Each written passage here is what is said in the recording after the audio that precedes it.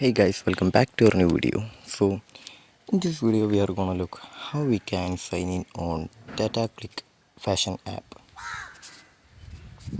For that, just open the app.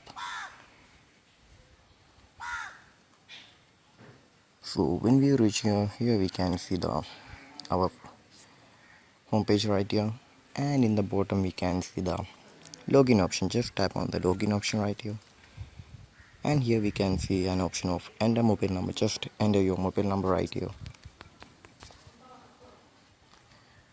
or you can use your email right here. So if you want to use the email, just tap on the use email, or if you need to log in by using your phone number, just type your number right here and tap on the continue option,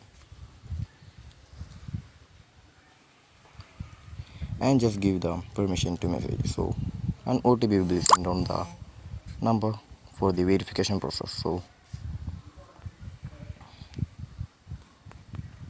after that, just tap on the continue option.